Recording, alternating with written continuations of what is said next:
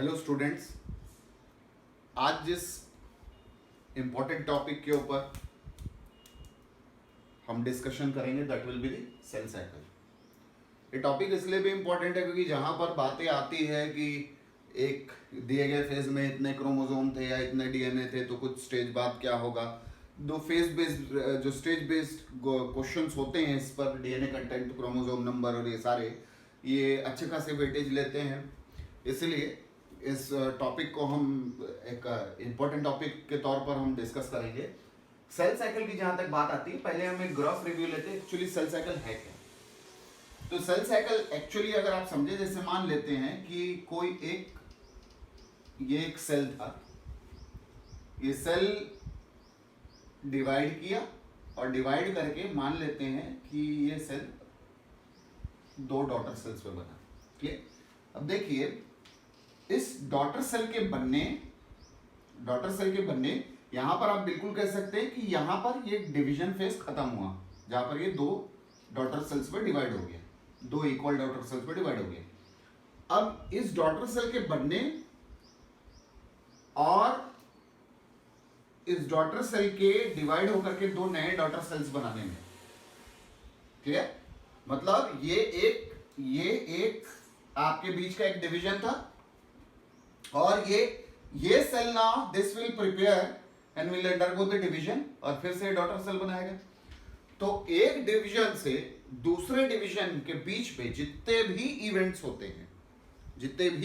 होंगे, जो भी इवेंट्स होते हैं, ठीक है, वो सारा कहलाता है क्या, सेल साइकिल। अब इसमें ध्यान देंगे, all those changes that this cell will undergo, clear, this cell will undergo changes and will get divided into two daughter cells. This is collectively referred as the cell cycle. So what is actually cell cycle? Cell cycle is a cyclical event.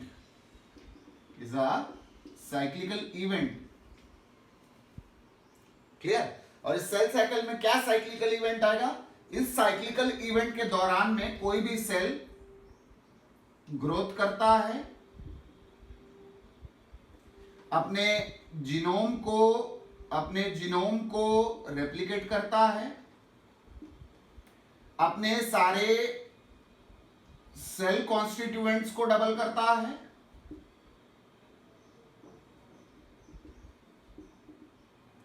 Clear. So all those sequence of events by during which a cell duplicates its DNA, genome की बात आ रही है, duplication of genome एक बहुत important aspect होता है, और cell के बाकी कॉन्स्टिट्यूएंट को भी सिंथेसाइज करता है और सिंथेसाइज करके दो डॉटर सेल में डिवाइड हो जाता है। तो वो सारा चेंज जहां पर एक सेल बना और एक सेल बनने के बाद कुछ चेंजेस अंडरगो किया और सर्टेन चेंजेस अंडरगो करने के बाद वो भी दो डॉटर सेल में डिवाइड हो गया, तो इस दौरान पर घटने वाली सारी घटनाएं जो रहती हैं that is referred as the cell cycle. Clear. तो ये बेसिक चीज ध्यान रहे, सेल साइकिल के तीन बहुत अहम पहलू होते हैं, तीन बहुत क्रिटिकल जो यहां पर सीक्वेंस आएंगी। वो एक होगी ग्रोथ की बात करेंगे, जीनोम रेप्लिकेशन की बात होगी, एंड सेल कॉन्स्टिट्यूएंट जो होते हैं। सेल कॉन्स्टिट्यूएंट से मतलब यहां पर जो आपके सेल ऑर्गेनेल्स होते हैं और जो आपका साइटोप्लाज्म रहता है उसके संबंध में होता है। अब बात करते हैं, क्या ये इवेंट्स रैंडमली होंगे और कोई कभी भी हो जाएगा? नहीं। ये चीज ध्यान रखनी है, इस सेल साइकिल के दौरान जो भी इवेंट्स होंगे, जो भी प्रोसेस होंगे, वो एक प्रॉपर ऑर्डरली मैनर में होने चाहिए। जैसे अगर मैं बोलूं तो देखिए, सेल ग्रोथ होगा और सेल ग्रोथ के बाद डीएनए रेप्लिकेशन हो। इस सेल ग्रोथ के दौरान में हम बात कर रहे हैं साइटोप्लाज्म इंक्रीज हो, सेल ऑर्गेनल्स इंक्रीज हो और इसके बाद डिवीजन हो। क्लियर। तो ये एक प्रॉपर सीक्वेंस है, ये बात बार बार ध्यान रखिए। पेज नंबर यदि आप जाएं, पेज नंबर 162 और 163 ऑफ एनसीईआरटी, तो बकायदा आपको दो शब्द के ऊपर बहुत अच्छे से लिखा हुआ मिलेगा। पहला कि ये सारे इवेंट्स प्रॉपर एक ऑर्डरली मैनर में होने चाहिए, और दूसरे कि एक प्रॉपरली कोऑर्डिनेटेड इवेंट्स होने चाहिए ये पहले कभी ऐसा नहीं होगा कि ये पहले हो जाए या ये बाद में हो जाए. First of all, a cell must grow, and then secondly, its DNA must replicate. Why it is so? And this should always undergo in a properly coordinated manner, because number one, at the end of the division, you need to distribute each and every content equally among the daughter cell. मतलब देखिए क्या है, अगर मेरे पास एक खेत है और उस खेत पे एक घर है और अगर मेरे दो बच्चे हैं, तो मुझे दोनों बच्चों के बीच में किसी विवाद को नहीं पनपने देने के लिए, if I don't want any issues to be created, I will I will equally distribute the land as well as the components of the house among the daughters. Similarly, a cell before it divides ensures that each and every constituent, whether it is pertaining to cytoplasm, whether it is pertaining to the nucleus, should replicate in such a manner that those constituent can be divided equally among the daughter cell. So इसीलिए ताकि वो proper, एक और दूसरी चीज ये भी matter करती है, यदि ये मान लिया जाए कि इस डीएनए के ऊपर मान लेते हैं इस बीच में एक अल्ट्रावायलेट रेडिएशन का एक्सपोजर हो गया और डीएनए में म्यूटेशन हो गया, तो क्या वो सेल चाहेगा कि वो म्यूटेटेड डीएनए अपने बच्चों को मिले? नहीं. इसीलिए शब्द आता है वहां पर पेज नंबर 162 में इंटैक्ट जीनोम.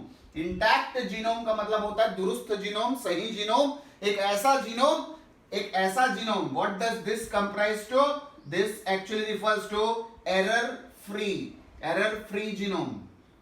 तो ये सारा जो भी हो रहा है कि एक डिवीजन से दूसरे डिवीजन, एक सेल का एक डिवीजन खत्म होना और दूसरी बार डिवाइड होने के बीच में जो भी घटनाएं घट रही हैं और वो डिवाइड हो रहा है दो बराबर भाग में, इस दौरान पर दो चीजें इंपॉर्टेंट है. इस दौरान पर उसको प्रॉपरली ग्रो भी करना पड़ेगा, क्योंकि ये सेल ऐसे में डिवाइड नहीं हो सकता, लेकिन अगर मान लीजिए इसका साइज ऐसा हो तब ये डिवाइड हो सकता है. तो सेल ग्रोथ भी जरूरी है, इसके डीएनए का या जीनोम का रेप्लिकेशन भी जरूरी है, और तीसरा इस सेल में आने वाले साइटोप्लाज्म और सेल ऑर्गेनेल्स का बढ़ना भी जरूरी है, ताकि दो चीजें रहे. पहला, जीनोम इंटैक्ट होना चाहिए जो डॉटर सेल में पास्ड हो. ये अगर मान लीजिए जीनोम को चाहता है कि दो डॉटर सेल में बराबर डिवाइड हो, तो वो चाहेगा कि एक्चुअली वो जीनोम इंटैक्ट हो, एरर फ्री हो. नंबर टू कि वो जीनोम और सेल के कॉन्स्टिट्यूएंट को डॉटर सेल के अमंग में इक्वली डिस्ट्रीब्यूट करेगा.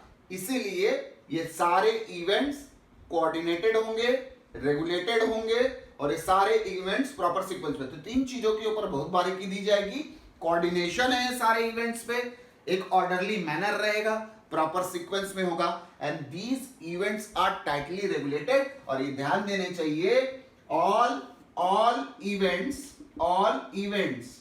of cell cycle are under genetic control or they are genetically regulated. Clear? सारे इवेंट जो रहेंगे ये जेनेटिक कंट्रोल में रहेंगे या जेनेटिकली ही रेगुलेटेड रहेंगे. ना क्या होगा इस दौरान पे? तो हमने बोला दो तीन चीजें आपको जो ध्यान में रखनी है, सेल ग्रोथ करना है, डीएनए रेप्लिकेशन करना है और सेल कॉन्स्टिट्यूएंट्स को भी डबल करना है ताकि वो प्रॉपर्ली डिवाइड हो सके. तो इस बीच में क्या होगा, सेल साइकिल को यदि देखें तो देखिए क्या होता है और कितना समय लगेगा अगर इस पर भी बात हो जाए. तो देखिए क्या है, सेल साइकिल जो है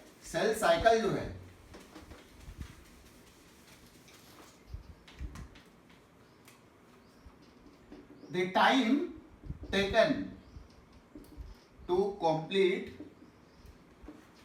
one cell cycle, this is called as generation time. Clear? तो एक सेल साइकिल में जो भी समय लग रहा है, एक सेल साइकिल को पूरा कंप्लीट होने में, सेल साइकिल के कंप्लीट होने में समझेंगे, सेल साइकिल का कंप्लीट होना, सेल ग्रो भी कर लिया, डीएनए रेप्लिकेट भी कर लिया, सेल डिवाइड भी कर लिया, ये तीनों ही एक सेल साइकिल में गिना जाएगा.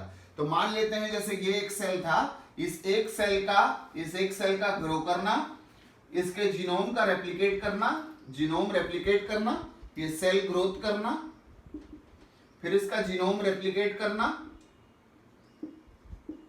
जीनोम रेप्लिकेट करना और उसके बाद इस सेल का division. This will comprise of one cell cycle. इस एक सेल साइकिल का जो ड्यूरेशन होता है वो आप जनरेशन टाइम बोलते हैं। जनरेशन टाइम के लिए दो चीज याद रखनी है। पहला, सबके लिए समान नहीं होता, सबके लिए सेम नहीं होता। Generation time varies from organism to organism. और दूसरा it varies from cell to cell. मतलब मेरे स्किन के सेल में अगर जनरेशन टाइम या सेल साइकिल पूछे तो वो अलग होगा, और मेरे एलिमेंट्री कैनाल में अगर बोले तो वो अलग होगा, मेरे किसी और ऑर्गन में जाकर के देखे तो वो अलग होगा। सेल टू सेल वेरी करते जाता है। और दूसरा, अगर आप मुझ में पूछे तो अलग होगा, ईस्ट में पूछे तो अलग होगा, ई कोलाई में पूछे तो वो बिल्कुल अलग होगा। जैसे हमारे पास 3 खासे एग्जाम्पल होते हैं इन वेरिएशंस को लेते हुए। पहला एग्जाम्पल हम बात करते हैं ह्यूमन सेल्स का। ये ध्यान दे, जो एनसीईआरटी के पेज नंबर 163 में एग्जाम्पल हैं, वहां पर ध्यान से देखिएगा, वो ह्यूमन सेल इन वीवो की बात नहीं कर रहा, वो in human cells in culture की बात कर रहा है। तो सेल साइकिल को कंप्लीट होने के लिए यहाँ पर बात आ रही है कि सेल साइकिल का ड्यूरेशन होता है 24 घंटे का। दूसरा, वहीं पर दूसरा एग्जाम्पल दिया है ईस्ट का। तो ईस्ट का आपको 90 मिनट के आसपास का ड्यूरेशन दिया होगा। और एक जो आप पढ़ते हैं बीच में कि ई कोलाई जो है उसके लिए अगर जनरेशन टाइम पूछेंगे तो 20 मिनट का होता है। तो ऑर्गेनिज्म भी डिफर करता है। और मैं ह्यूमन बॉडी में भी देखूं तो हर एक सेल का जनरेशन टाइम अलग अलग चला जाता है। तो सबका सेल साइकिल का ड्यूरेशन फिक्स नहीं रहता। मैंने फिर बोला कि इस पूरे सेल साइकिल के दौरान में यदि आपसे सवाल पूछा जाए कि सेल साइकिल के दौरान में 3 की इवेंट्स क्या होंगे, तो सेल साइकिल के दौरान में 3 की इवेंट्स की बात अगर करें तो मैं बार बार बोल रहा हूं, एक बात ध्यान देनी चाहिए सेल ग्रोथ की। सेल ग्रोथ जो हमको खासा लेना है एक्चुअली वो in the terms of cytoplasmic increase है। इसी में हम साइटोप्लाज्मिक इंक्रीज, और यही एक्चुअली टर्म में लिया जाता है किसके, ऑर्गेनेली के टर्म्स पे, ऑर्गेनेल्स के टर्म्स पे। सेल ग्रोथ के बाद दूसरा इवेंट जो बड़ा इंपॉर्टेंट आता है सेल साइकिल में, दैट इज द डीएनए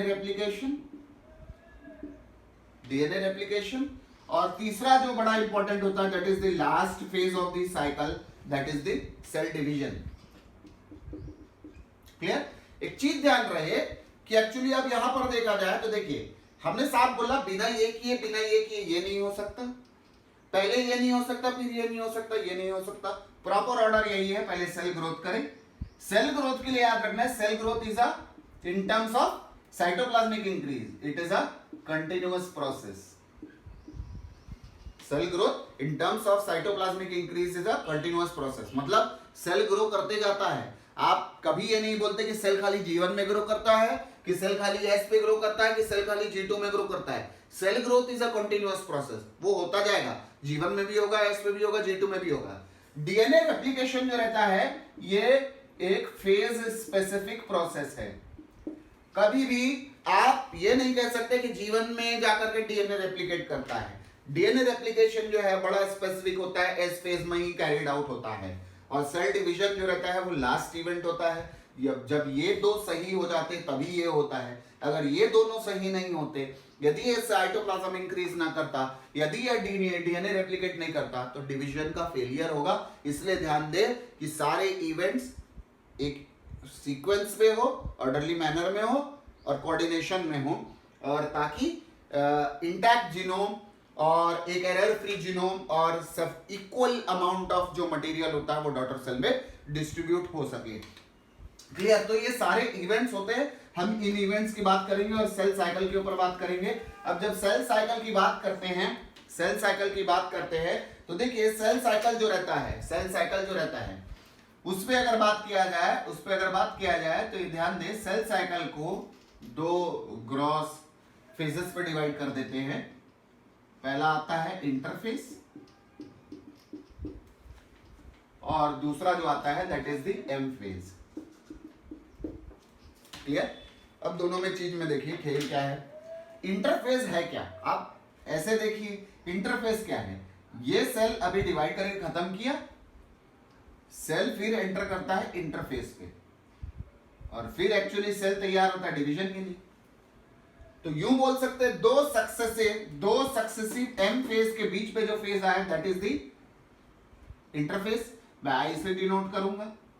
तो ये बिल्कुल बोल दिया हमने, दो successive M phase, a phase between two successive M phase is referred as the interface। Interface में क्या हो और इस इंटरफेस का वैल्यू क्या हो और ये सारी चीज क्या हो। एक cell cycle is equal to interphase plus M phase. One cell cycle is equal to interphase plus M phase. इस पे ध्यान देना है, इंटरफेस जो रहता है ये तो एक ह्यूमन सेल के लिए दिया है, मोस्ट ऑफ दिस सेल के लिए आपको यही याद रखना है कि सेल साइकिल में अगर बात किया जाए तो interface is having the longest duration in total sale cycle. पूरे सेल साइकिल की ड्यूरेशन में अगर निकाला जाए ज्यादा समय जो रहता है वो एक्चुअली इंटरफेस का ही होता है। इसलिए ध्यान दें, इंटरफेस जो रहता है वो सबसे लंबा पड़ाव है, सबसे ज्यादा है। इंटरफेस है क्या? Actually it is the phase जहां पर हम दो चीजों की बात करते हैं। इस दौरान पे, इंटरफेस के दौरान पे सेल ग्रोथ भी होता है और साथ साथ में डीएनए रेप्लिकेशन भी होता है।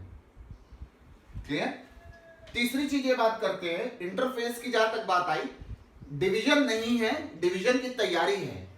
तो it is a phase in which there is a preparation for cell division.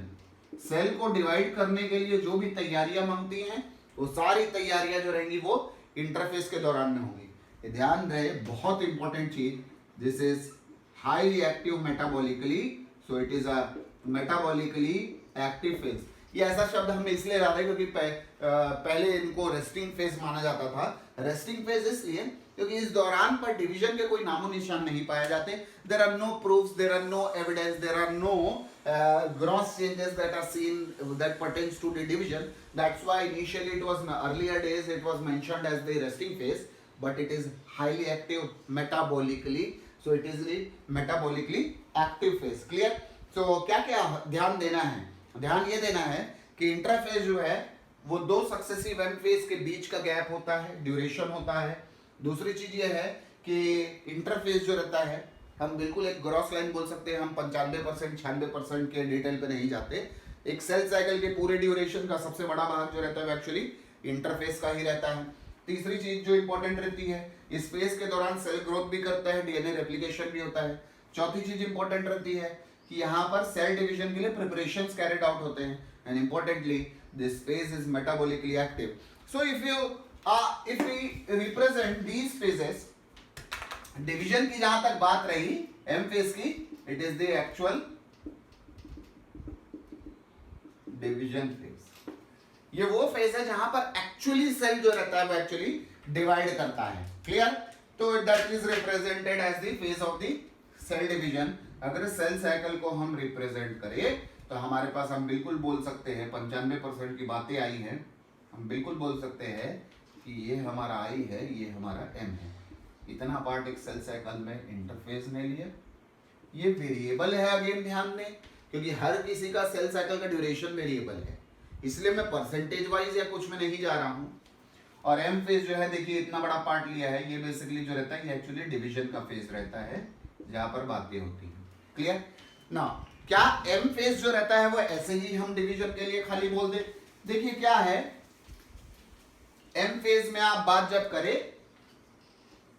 M phase, तो दो सब स्टेजेस हो जाते हैं। एम फेज में कैरियोकाइनेसिस होता, फॉलोड बाय, हम टिपिकल में ले रहे हैं तो फॉलोड बाय साइटोकाइनेसिस। ये एम फेज की कहानी होती है। क्लियर? और जहां सेल ग्रोथ की बात आए, साइटोप्लाज्म बढ़ने की बात आए, जहां डीएनए रेप्लिकेशन की बातें आए, वहां पर बातें आप जो रहती हैं वो बेसिकली इंटरफेस की करने लगते हैं। Clear? Now we will look on to कि इंटरफेस में कहानी कैसी होती है। क्लियर? सो देखिए इंटरफेस को अगर अब डिवाइड किया जाए कि इंटरफेस क्या होता है और कैसा चल रहा है, हम साइकिल के रेफरेंस से भी बात करेंगे। तो देखिए ये आ गया सेल साइकिल, हमने बोला बड़ा पार्ट जो है वो इंटरफेस का है।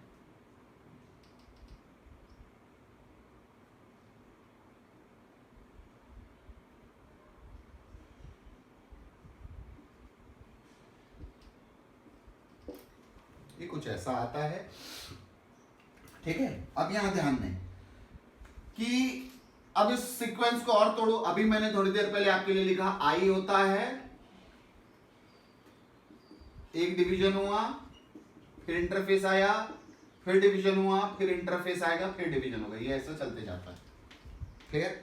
अब इसको ऐसे भी तोड़िए। इसके बाद एम फेज आया, डिवीजन का phase, followed by G1, then followed by S, then followed by G2 and then M, clear? ये ऐसी भी कहानी चलती है। तो पहला अगर ले कि इंटरफेस के दौरान एक सबसे नंबर 1 फेज आता है G1 फेज, क्लियर? G1 को कैसे बोलेंगे, किसके बाद है? M के बाद है, तो इसको हम लिखते हैं पोस्ट M, या किसके पहले है? S के, तो this is referred as pre synthetic phase, ठीक है। This is gap 1 phase, this is remembered as the gap 1 phase और the first growth phase. Now इस दौरान पर अगर ले तो देखिए सबसे इंपॉर्टेंट है G1 phase is metabolically highly active, it is metabolically active phase. दूसरा जो नहीं दिया है लेकिन समरी में आप खोजे तो मिलेगा, most of the cell organelle duplication occurs in the most of the cell organelle duplications occurs in the G1 phase। तो cell organelles मतलब माइटोकॉन्ड्रिया का डबल होना, मतलब गोल्गीज का डबल होना, ये सारी चीजें जो रहेंगी ये बेसिकली कहां पर जब होगा, ये G1 में कैरिड आउट होगा। तीसरा इंपॉर्टेंट, सारे एनर्जी रिच कंपाउंड, मतलब बहुत बड़े अमाउंट में एक्चुअली सिंथेसिस होती किसकी? एटीपी की सिंथेसिस होगी। याद रहे इस दौरान पे ट्रांसक्रिप्शन भी चलता है, मतलब आरएनए बनता रहेगा, इस दौरान पे ट्रांसलेशन भी चलता रहेगा। रेप्लिकेशन को छोड़ दीजिए, वो नहीं होगा, बाकी ट्रांसक्रिप्शन भी चलेगा, ट्रांसलेशन भी चलेगा। इस दौरान पे बातें आती है, इस दौरान पे हिस्टोन प्रोटीन नहीं बनता, इस दौरान पे ट्यूबुलिन नहीं बनता, क्यों नहीं बनता वो बाद में अपन देखेंगे। लेकिन ध्यान रहे कि अगर मैं लूं कभी एक्सेप्शन के तौर पर हिस्टोन नहीं बनता और ट्यूबुलिन नहीं बनता, तो ये दो को छोड़ दे, तो ये दो को छोड़ के लगभग जितने प्रोटीन रिक्वायर्ड है, लगभग जितने एंजाइम्स रिक्वायर्ड है, लगभग जितने न्यूक्लियोटाइड, न्यूक्लियोसाइड, जितना भी एनर्जी रिच कंपाउंड बनाना हो, सारा बनाना हो, आप किस में बनाते हैं? G1 फेज में बनाते हैं। मजेदार चीज ये होती है, आप यहाँ साइकिल से अगर देखें, मैंने ज्यादा ड्यूरेशन G1 की दिखाई है, तो पूरे अगर आप इंटरफेज में चले तो इंटरफेज में ये पूरे सेल साइकिल का जो रहता है ये लॉन्गर ड्यूरेशन का होता है। मतलब अगर आपको कभी ऑर्डर भी याद रखना हो तो आप ऐसे ही याद रखें G1 G2। ये ऑर्डर साइकिल का ड्यूरेशन पर भी फिट बैठती है, सबसे बड़ा ये होता है, उसके बाद ये होता है, उसके बाद ये होता है। G2 थोड़ा कंपैरेटिवली कम ड्यूरेशन स्पेंड होता है। मतलब G1 फेज वो फेज होती है जहां पर सेल साइकिल के दौरान या इंटरफेज का सबसे बड़ा टाइम स्पेंड होता है। इंटरफेज वो फेज होती है जो सेल साइकिल का सबसे बड़ा टाइम, उसमें भी G1 वो फेज होती है जहां पर सबसे ज्यादा समय कोई भी सेल जो रहता है वो स्पेंड करता है। G1 वो फेज होती है जहां पर सेल ग्रोथ होता रहता है। यहां पर ये भी चीज याद रखें, यहां पर सेल ग्रोथ सबसे बड़ा फीचर होगा। सेल ग्रोथ होने के लिए देखिए आपको निशानियां मिल गई हैं, मैंने यहां पर लिख दिया most of the cell organelle duplication. Protoplasm भी इंक्रीज होती है, सेल ऑर्गेनेलीज भी डबल होते हैं, एटीपी बनता रहता है, बहुत सारे कार्बोहाइड्रेट बनते जाएंगे, प्रोटीन सिंथेसिस होगी, लिपिड बनाना है बना लीजिए, सारी चीजें आप बनाइए।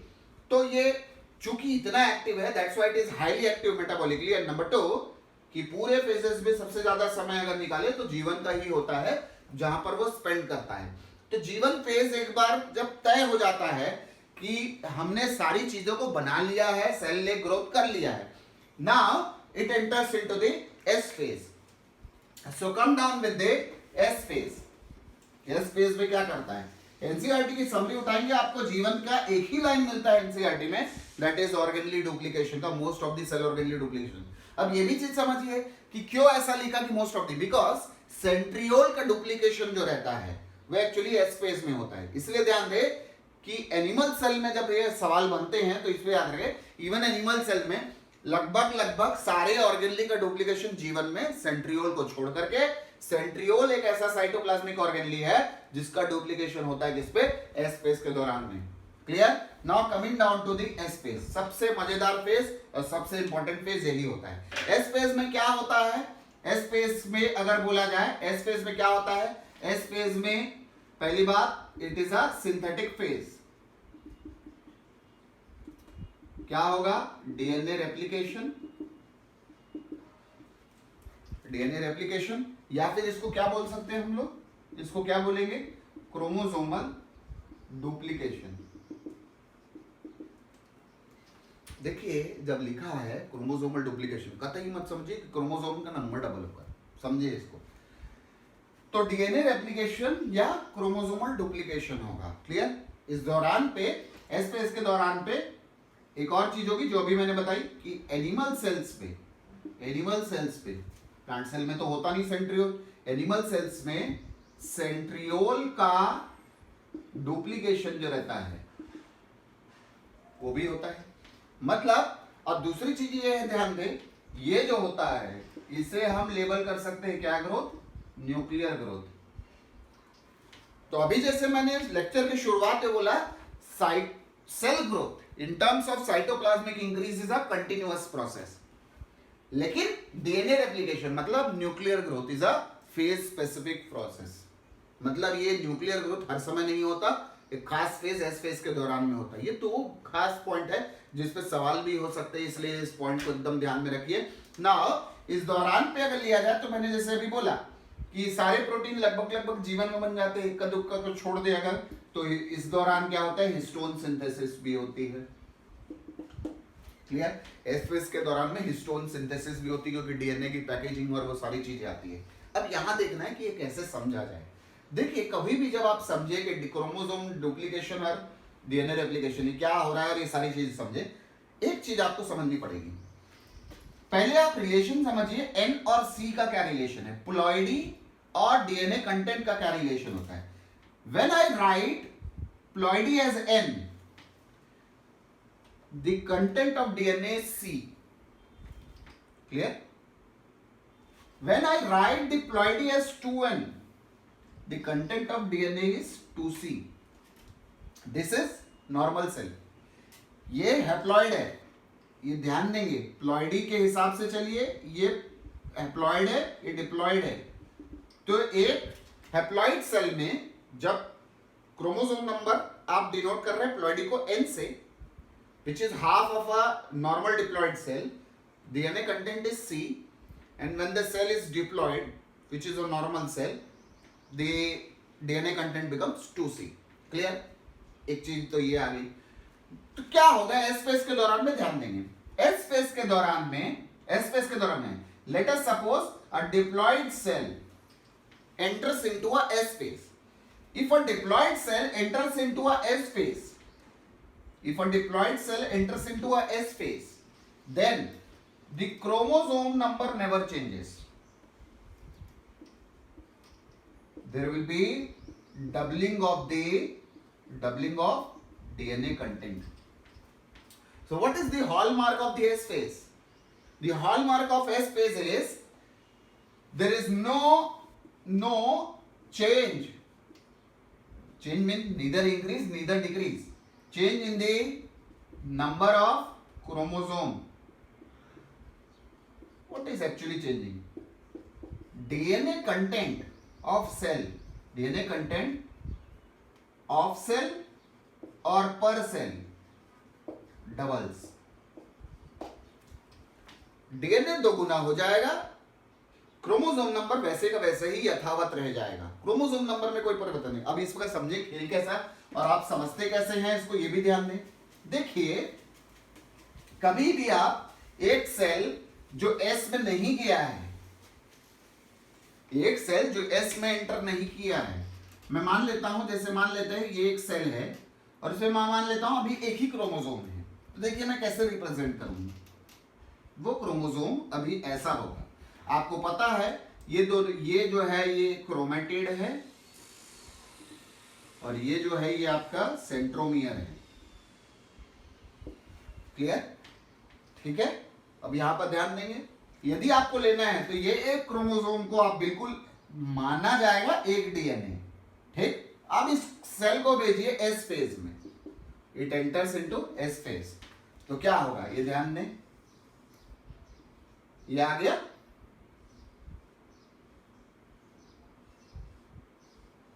ये ऐसा हो जाएगा। सेंट्रोमियर कितना दिख रहा है? अभी भी एक ही सेंट्रोमियर है। इन क्रोमोसोम को काउंट करने का सबसे बेहतरीन तरीका होता है सेंट्रोमियर गिनना। यहां भी सेंट्रोमियर एक था, यहां भी एक है, मतलब क्या नहीं हुआ, क्रोमोसोम नंबर इंक्रीज नहीं हुआ। तो यहां पर क्या नहीं हुआ, there is no increase in chromosome number. Chromosome number कोई चेंज नहीं हुआ, क्रोमोसोम नंबर में कोई इंक्रीज नहीं हुआ। क्या दिख रहा है, ये एक क्रोमेटिड थी, यहां कितनी आ गई, 2 क्रोमेटिड। चूंकि ये डीएनए अगर ले तो ये डीएनए देखिए, एक डीएनए ऐसा है, ये रेप्लिकेट होकर के यहां पर भी एक डीएनए आ गया। अब ये डीएनए हूबहू होंगे, इसलिए याद रखें ये दोनों क्रोमेटिड जो अब रहेंगे ये क्या कहलाए जाएंगे, सिस्टर क्रोमेटिड्स। सिस्टर क्रोमेटिड्स इसलिए क्योंकि दोनों के पास सेम रेप्लिकेटेड डीएनए है। ये रेप्लिकेटेड डीएनए है इसका, तो इसका डॉटर डीएनए यहां पर आ रहा है, इसलिए दोनों सेम है, इसलिए दोनों क्रोमेटिड क्या कहलाए जाएंगी, हूबहू मिलती हुई बहनें हैं, तो इसलिए सिस्टर क्रोमेटिड कहलाए जाएंगी। ठीक, तो अभी आपके पास क्या मिला, this is 1 chromosome and how many chromatid, this is 1 chromosome, this is 1 chromatid, this is, अगर ये नॉर्मल 2n वाला था तो ये इस दौरान पे कंटेंट 2c रहा होगा, अगर 2n था तो 2c रहा होगा कंटेंट। क्लियर? नाउ यहां पर अगर लिया जाए तो देखिए पहली चीज समझिए, ऐसे क्रोमोसोम जब आपको ऐसे दिखते हैं, आप ऐसे क्रोमोसोम को बिल्कुल टर्म कर दीजिए जब ये दिखे मोनाड। क्लियर? और इस दौरान क्या हुआ, मैंने बोला कोई चेंज नहीं है तो ये 2n ही रहेगा। इस दौरान क्या हुआ देखिए, डीएनए बढ़ गया, एक डीएनए था, यहां भी एक डीएनए था, यहां 2 हो गया, मतलब डीएनए कंटेंट डबल हुआ, मतलब इस दौरान पे 4c हो गया। इंपॉर्टेंट चीज क्या हुआ देखिए, क्रोमेटिड डुप्लीकेट कर गए, इसीलिए लिखा जाता है।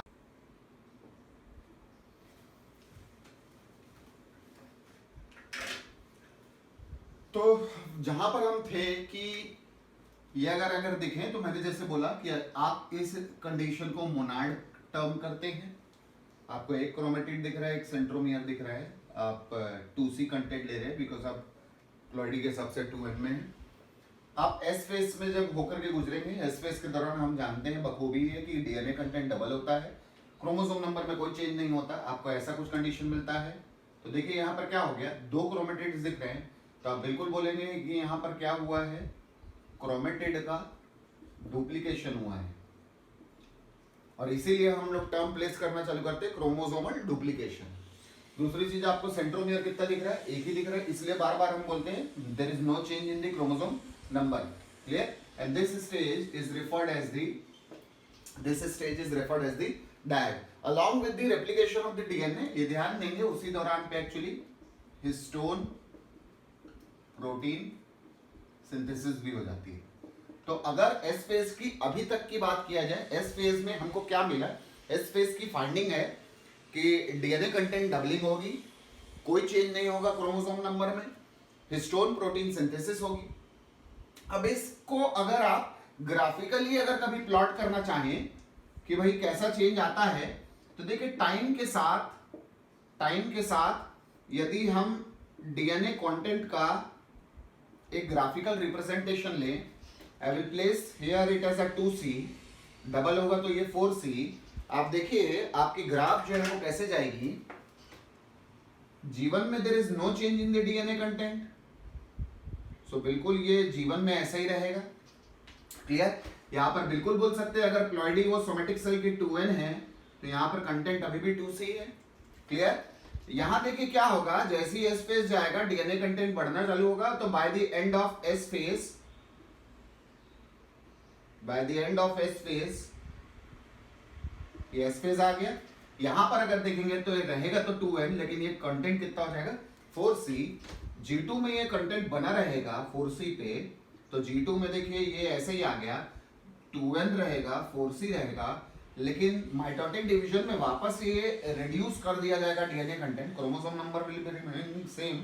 माइटोसिस अगर है तो मियोसिस में तो क्रोमोसोम भी हाफ हो जाता है। तो अगर मैं माइटोसिस के हिसाब से देखूं विथ रेस्पेक्ट टू माइटोसिस, अगर ये कर्व जाए तो ये कुछ ऐसा जाएगा। ठीक, ये आ गया आपका एम के दौरान, और ये वापस देखिए बना हुआ रहेगा।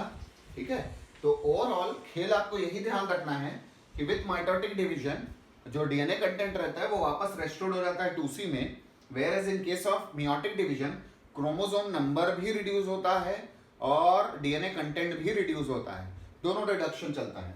क्लियर? देखिए इसको अगर सवाल से हल करना है तो आप कैसे एंगल लेंगे? यदि क्वेश्चन आपको दिया जाए if a somatic cell is having 8 chromosome and 20 picogram of DNA, clear? Then find out क्या क्या, सेंट्रोमियर नंबर, क्रोमोसोम नंबर,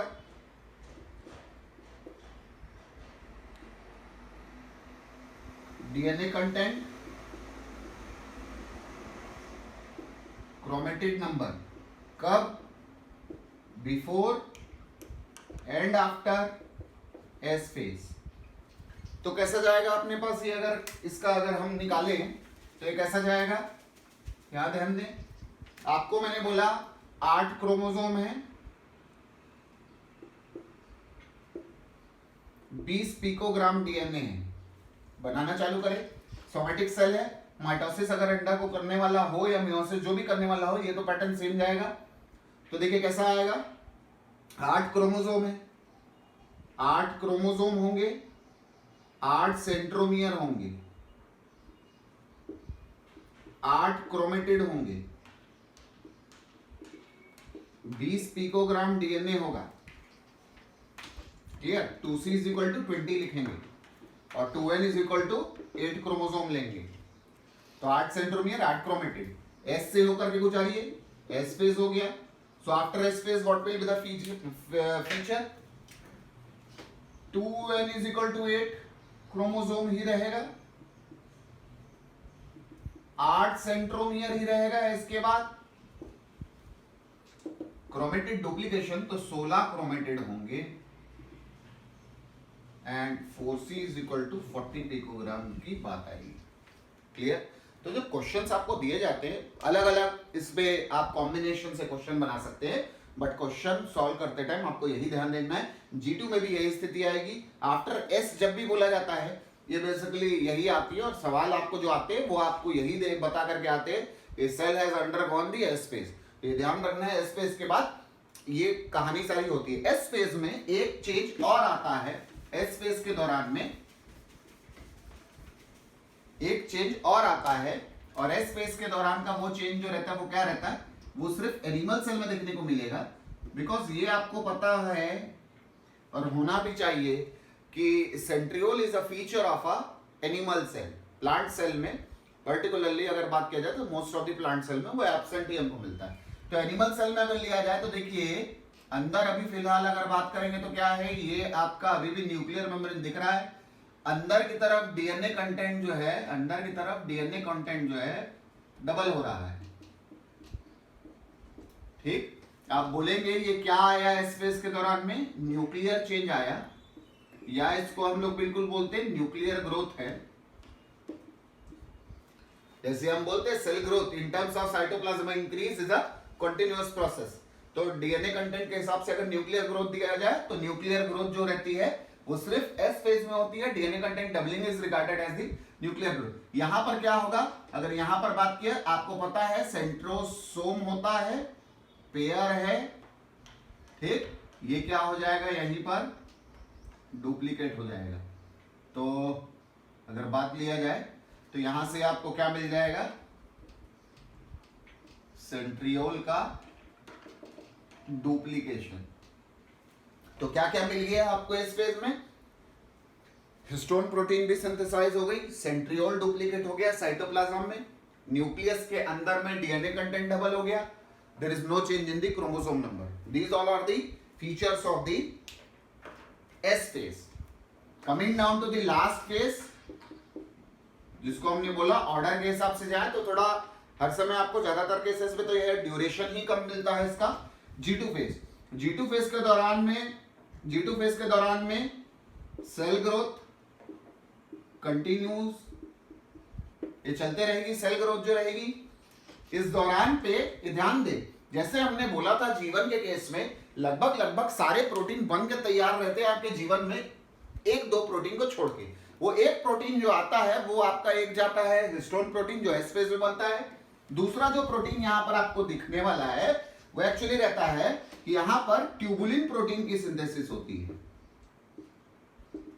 और ट्यूबुलिन प्रोटीन का इंपॉर्टेंस क्या है, ट्यूबुलिन प्रोटीन जो है ये बेसिकली आगे चल करके, tubulin protein is actually component of, आगे चल करके पॉलीमराइज होकर के बन जाएगी क्या, माइक्रोट्यूबुल्स। और माइक्रोट्यूबुल्स ही आगे चल करके डिवीजन के दौरान में बनते हैं क्या, स्पिंडल फाइबर्स। क्लियर। तो ओवरऑल मतलब अगर कहें तो एम फेज की तैयारी या डिवीजन की तैयारी के लिए जो प्रोटीन चाहिए, क्योंकि स्पिंडल फाइबर जो रहेंगे वो पुल करेंगे क्रोमोसोम को टुवर्ड द ऑपोजिट पोल, तो वो तैयारी जो होनी है वो G2 में होती है। इसलिए एनसीईआरटी जो रहता है वो एक लाइन लिखता है, proteins are synthesized in preparation to M phase और माइटोसिस। क्लियर। ये आपको मिलेगा page number 163, page number 163 NCERT class 11th में आपको ये लाइन मिल जाएगा। इसलिए ध्यान दे कि जब वो एनसीईआरटी की लाइन आती कौन से प्रोटीन, तो those are the tubular protein which are synthesized in the G2 phase. तो जहां तक बात रही G1S और G2, ये पूरे सीक्वेंस में होकर के सारी चीजों को एक एक को बारीकी से काम करते हुए आगे की तरफ बढ़ते हैं। मैटर अब यहां से दो चीजों के बारे में आती है। पहला, हमने बोला था कि सारे ये जो फेजेस है एक तो जेनेटिक कंट्रोल में है, दूसरी चीज क्या हर सेल ऐसे ही करता रहता है, तो अब हम उस पर बात करते हैं। देखिए, हम पहले सेल की अगर बात करें, क्या सारे सेल्स में ऐसे ही, सारे सेल्स को ऐसे ही स्टेजेस से होकर के गुजरना रहता है या इस पर कोई वेरिएशन आता है, इस पर बात करते। देखिए, अगर बात किया जाए तो देखिए क्या है, आपको इनके हिसाब से सेल्स तीन टाइप के मिल जाएंगे। एक वो रहते हैं जो अपनी डिवीजन कैपेबिलिटी नहीं खोते, they continue to divide. Clear. दूसरे वो रहते हैं जो अपनी डिवीजन कैपेबिलिटी को खो देते हैं एंड दे अंडरगो डिफरेंशिएशन।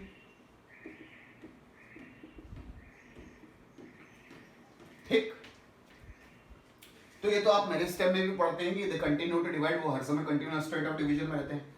जहां पर डिफरेंशिएशन की बात आती है, डिवीजन कैपेबिलिटी खो दिया, अपनी काम को फंक्शन जो गेन करेगा उसको परफॉर्म करना चालू कर देगा। तीसरा टाइप का सेल आता है जो बड़ा अनोखा रहता है, और वो रहते हैं बेसिकली क्या, जी नॉट सेल्स। ठीक। आइए जी नॉट सेल्स के बारे में देखें। जी नॉट सेल्स को हम कैसे देखेंगे, देखिए ये तो आ गया हमारा वापस सेल साइकिल। इस पर अगर बात करें, ये G1 आ गया, फिर ये S आ गया, ये आ गया G2, ये आ गया M। क्लियर। यहां से देखिए क्या होगा, हमने जैसे बोला कि डिवाइड करता है, एक सेल डिवाइड करता है, देन डिवाइड करने के बाद फिर से वो G1 में एंटर करेगा, देन S G2, वो साइकिल चलती रहती है। यहां समझेंगे, सेल डिवाइड किया, यहां पर आ गया देखिए, और ये क्या करता है, यहां से बाहर निकलेगा। अभी किससे बाहर निकल रहा है, ये सेल साइकिल से बाहर नहीं निकल रहा है। देखिए, यदि आप सेल साइकिल से बाहर निकल जाएंगे तो आपका सेल जीवन से ही बाहर मतलब लाइफ से ही बाहर निकलने वाला है। वो ना करें, आप ये बेसिक करें, समझे कि ये सेल साइकिल से बाहर नहीं निकल रहा है, ये किसको एग्जिट कर रहा है, ये जीवन को एग्जिट कर रहा है। तो जी नॉट सेल्स क्या होते हैं, वो सेल्स होते हैं जो एग्जिट करते हैं किसको, एग्जिट्स जीवन।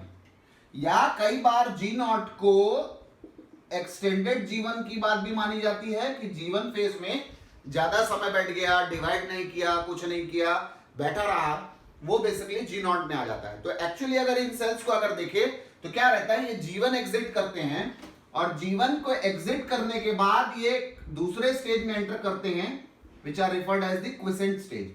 अब क्विसेंट स्टेज क्या रहती है, क्विसेंट स्टेज में दे डू नॉट डिवाइड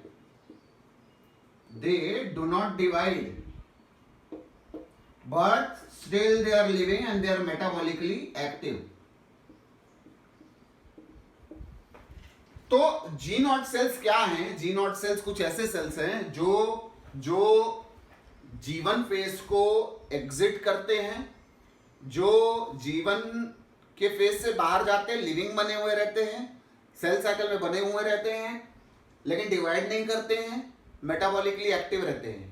आप रेस्टिंग बोले तो भी चल जाएगा ये शब्द यहाँ पर, लेकिन वो मेटाबॉलिकली एक्टिव होना चाहिए वो सेल, वो जी नॉट रहता है। अब मैटर ये करता है क्या जी नॉट इसका आगे चल करके डिवीजन करेगा, मतलब कुल मिलाकर के सवाल यही आ रहा है जी नॉट का भविष्य क्या होता है। जी नॉट के भविष्य दोनों तरीके से देखे गए हैं। हो सकता है दे डू नॉट डिवाइड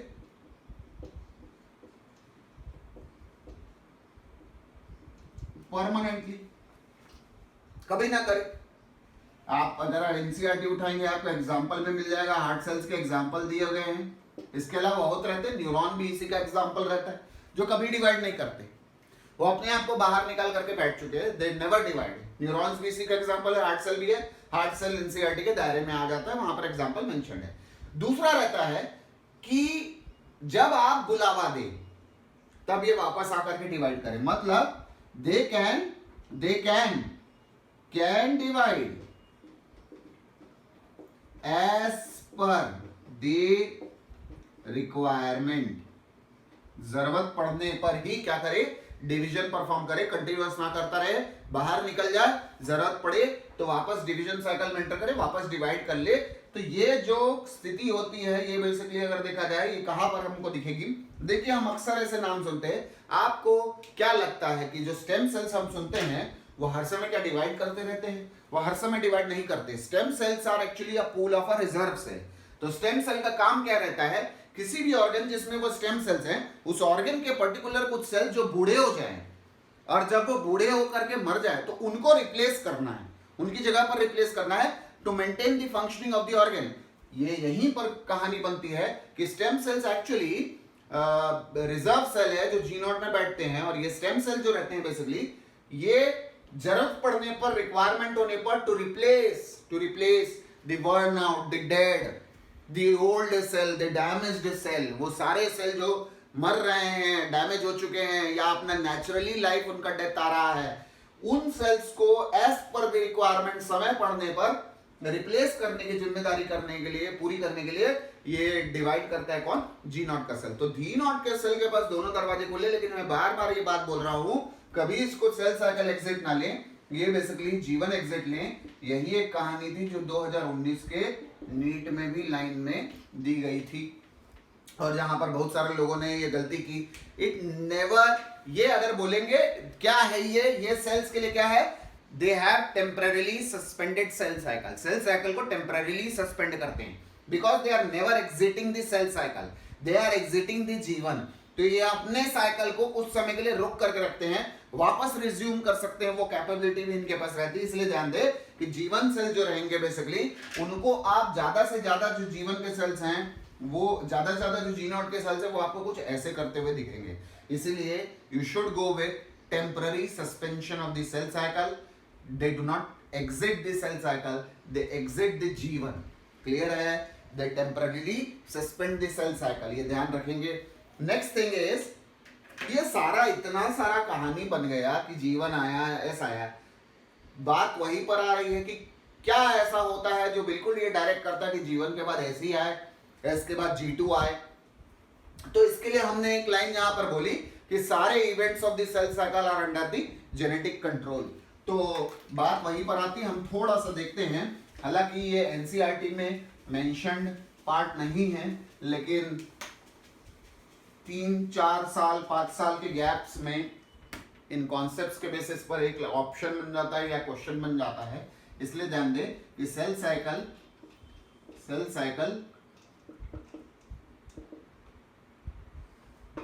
रेगुलेशन कैसे चलता है। सेल साइकिल रेगुलेशन की जहां तक बात आती है, हमको ध्यान देना है सेल साइकिल रेगुलेशन। तो हम पहले बोलेंगे कि सारे के सारे, सारा का सारा सेल साइकिल कैसे रेगुलेटेड है, इट इज जेनेटिकली रेगुलेटेड।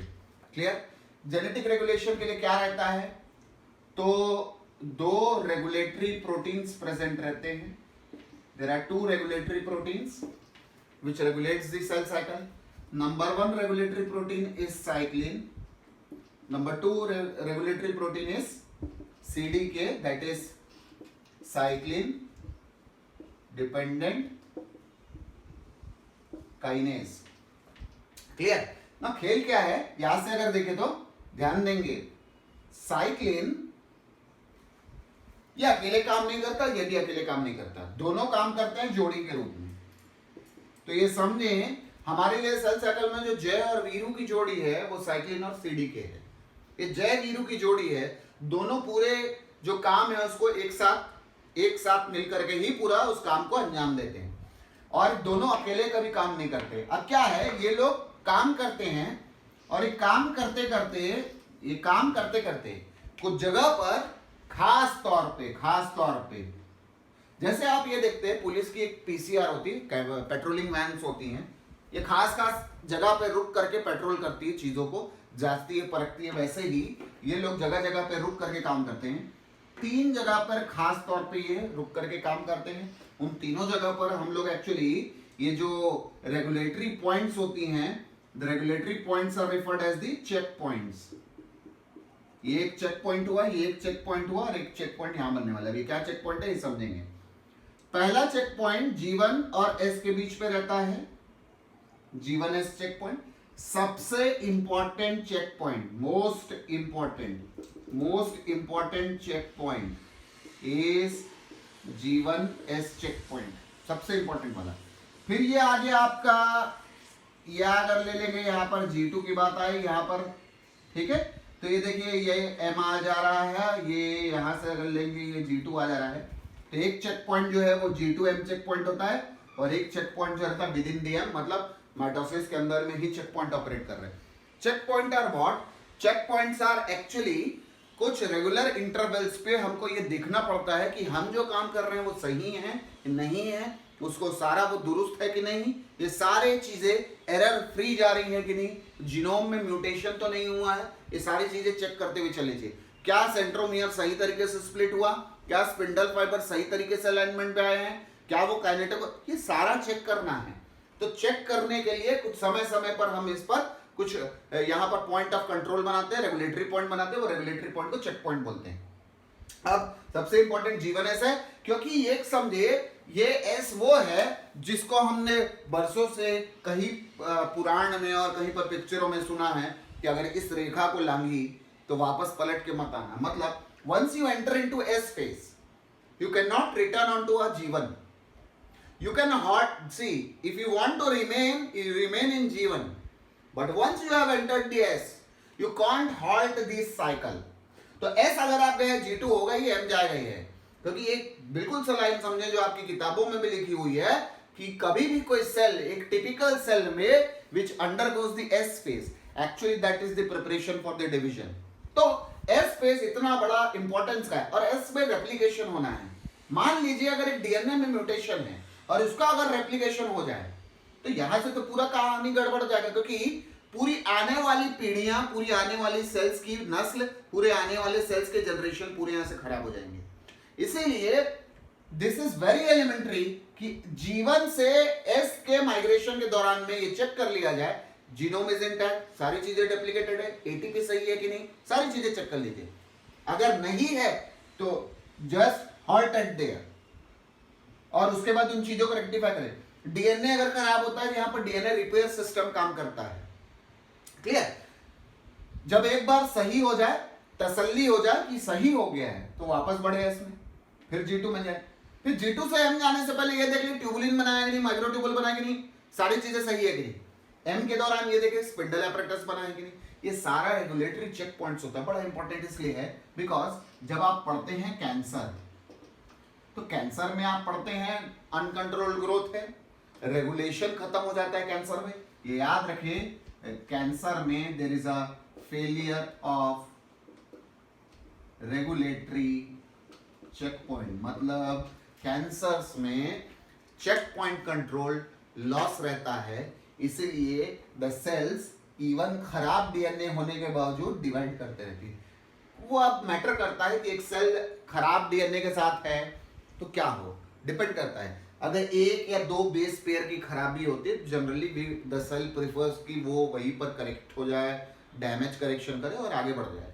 लेकिन अगर बहुत मास लेवल पर डैमेज है तो ये समझें कि ये तो बात वही हो जाती है कि भाई आपका एक मोबाइल था, आपके मोबाइल का स्क्रीन टूट गया, मोबाइल की कॉस्टिंग है 5,000, स्क्रीन बनवाने गए तो पता चला 15,000 का स्क्रीन है, तो वहां पर तो जितना मोबाइल का खरीदी दाम ना निकला उससे ज्यादा तो उसका बनवाई का दाम है। बस वैसे ही काम है कि जितना एटीपी बना के लाए थे रेप्लिकेशन के लिए, अब रेप्लिकेशन करना है जितने एटीपी में, उससे ज्यादा तो डीएनए का जो खराबी है उसको सुधार करने के लिए एटीपी लग जाएगा, क्योंकि ये सारे प्रोसेस एनर्जेटिकली एक्सपेंसिव होते हैं। Even a cell cycle have a lot of energy to spend, इसीलिए जो हो सोच समझ के हो, इसीलिए रेगुलेशन जो है बड़ा टाइट होता है। इसलिए ध्यान रहे, सारे इवेंट्स आर कोऑर्डिनेटेड, सारे events are tightly regulated. Clear? हम सेल साइकिल के बाद जो डिवीजन का है, हम कॉन्सिक्वेंट लेक्चर्स में हम बीच में कहीं पर डिवीजन की बात करेंगे। Thanks a lot.